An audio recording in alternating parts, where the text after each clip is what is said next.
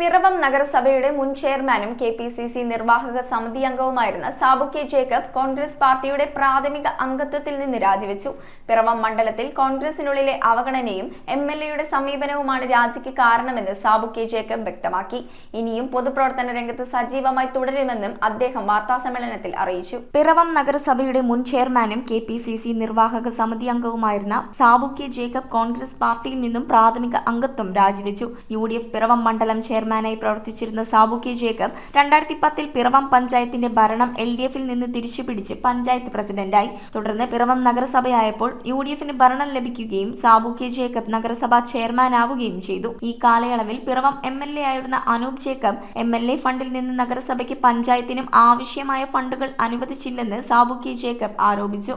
ഇക്കാര്യം ശ്രദ്ധയിൽപ്പെടുത്തിയിട്ടും വേണ്ട നടപടി ഉണ്ടായില്ലെന്നും അദ്ദേഹം പറഞ്ഞു. ഏകദേശം 35 വർഷക്കാലമായി കോൺഗ്രസിൻ്റെ ഔദ്യോഗിക സ്ഥാനത്ത് KS-ലൂടെ യൂത്ത് കോൺഗ്രസിലൂടെ INDസിലൂടെ വളർന്ന് പിറവത്തെ സംബന്ധിച്ച് പിറവത്തിന് പാർട്ടിക്ക് ക്ഷീണമുണ്ടായ കാലഘട്ടത്തിലെല്ലാം ആത്മാർത്ഥമായി പാർട്ടിക്ക് വേണ്ടി പ്രവർത്തിക്കുകയും പാർട്ടിയെ ശക്തമാക്കുവാൻ എൻ്റെ കഴിവിൻ്റെ പരമാവധി ഞാൻ ശ്രമിക്കുകയും ചെയ്തിട്ടുണ്ട്.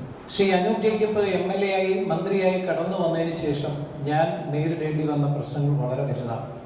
ഈ 2012 മുതൽ 2020 വരെ പഞ്ചായത്ത് പ്രസിഡന്റായും ചെയർമാനായും ഞാൻ പ്രവർത്തിച്ച കാലഘട്ടത്തിൽ നഗരസഭയിൽ കൊണ്ടുപോകുന്ന അല്ലെങ്കിൽ പഞ്ചായത്തിൽ കൊണ്ടുവന്ന ഒരു വികസന പ്രവർത്തനത്തിനും 1 രൂപ പോലും അദ്ദേഹം നൽകിയില്ല. അദ്ദേഹം 1 രൂപ നൽകിയില്ല എന്ന് പറഞ്ഞാൽ അദ്ദേഹത്തിൻ്റെ ആസ്തി വികസന ഫണ്ടിൽ നിന്നോ MLA ഫണ്ടിൽ നിന്നോ 1 നയ പൈസ പോലും ഒരു പദ്ധതിക്ക് നൽകിയിട്ടില്ല. നഗരസഭാ കാര്യാലയം, തൂക്കുപാലങ്ങൾ, ഷെൽട്ടർ ഹോം, പാർക്കുകൾ, പൊതുശ്മശാനം, മാലിന്യ സംസ്കരണ പ്ലാന്റ് ഉൾപ്പെടെയുള്ള പദ്ധതികൾക്ക് ഫണ്ട് അനുവദിച്ചിട്ടില്ലെന്നും സാബു വ്യക്തമാക്കി. ഈ സാഹചര്യത്തിലാണ് പാർട്ടിയിൽ നിന്ന് പുറത്തു പോകുന്നതെന്നും പൊതുപ്രവർത്തന രംഗത്ത് സജീവമായി തുടരുമെന്നും സാബു കെ ജേക്കബ് അറിയിച്ചു.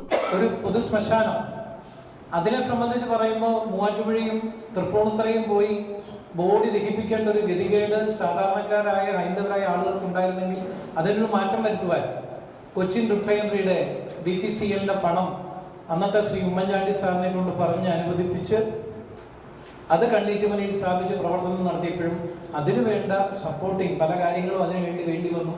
അതിന് ഒരു പൈസ അദ്ദേഹം നൽകിയില്ല. ഇതിലൊരു മുനിസിപ്പൽ ഓഫീസ് പണിയുന്നുണ്ട്, അതിന് ഫണ്ട് കുറവാണ്, സാമ്പത്തികമായി പ്രതിസന്ധിയുണ്ട്. അങ്ങയുടെ ആസ്തി വികസന ഫണ്ടിൽ നിന്നോ MLA ഫണ്ടിൽ നിന്നോ 50 ലക്ഷം രൂപയെങ്കിലും അനുവദിക്കണം, നമുക്കത് പൂർത്തീകരിക്കണം. അത് അങ്ങയുടെ പേരിൽ അത് അവിടെ എഴുതാനായിട്ട് കഴിയും. MLA-യുടെ ആസ്തി വികസന ഫണ്ടിൽ നിന്ന് പൂർത്തിയാക്കിയ മുനിസിപ്പൽ ഓഫീസിൽ നിന്ന് എഴുതാൻ കഴിയും, സഹായിക്കണമെന്ന് പലതവണ പറഞ്ഞിട്ടുണ്ട്. ചെയർമാനെ ഒരു മാർഗം എൻ്റെ കയ്യിലില്ല, അങ്ങ് മറ്റെന്തെങ്കിലും മാർഗം നോക്കാം. അന്നത്തെ principal secretary Shri TK Jose സാറിനെ കണ്ടു. ജോസ് സാർ പറഞ്ഞു വർക്കിംഗ് ഗ്രൂപ്പിൽ, സംസ്ഥാന തല വർക്കിംഗ് ഗ്രൂപ്പിൽ വെച്ചിട്ട് മുനിസിപ്പാലിറ്റിയുടെ പ്ലാൻ ഫണ്ടിൽ നിന്ന് അതിൻ്റെ പണി പൂർത്തീകരിക്കാം, അത് ഫണ്ട് വരുന്നതനുസരിച്ച് റീകൂപ്പ് ചെയ്താൽ മതി എന്ന് പറഞ്ഞു. അങ്ങനെ സമയബന്ധിതമായി ആ പണി പൂർത്തീകരിക്കാൻ കഴിഞ്ഞു.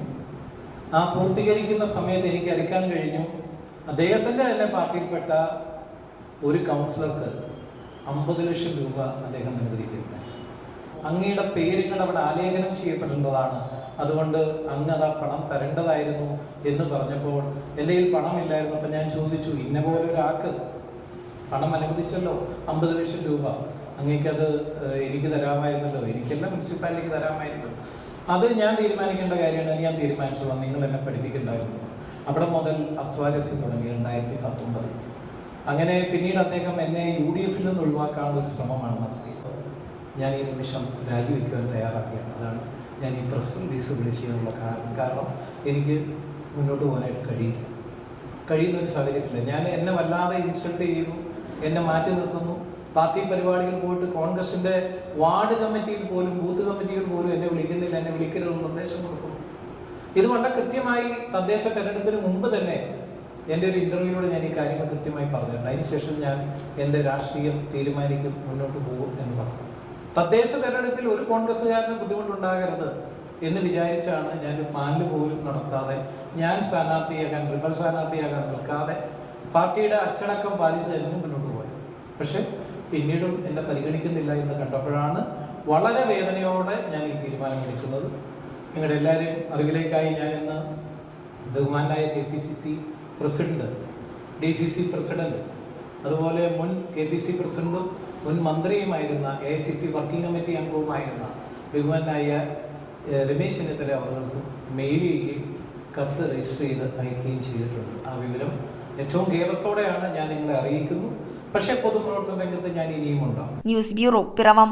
റിങ്ങുകൾ 1 ഗ്രാമിൽ തുടങ്ങുന്ന മാലകൾ, നെക്ലസുകൾ 9,000 രൂപ മുതൽ ഡയമണ്ട് നെക്ലസുകൾ 1 ലക്ഷം മുതൽ ആരംഭിക്കുന്ന വെഡിംഗ് സെറ്റുകൾ.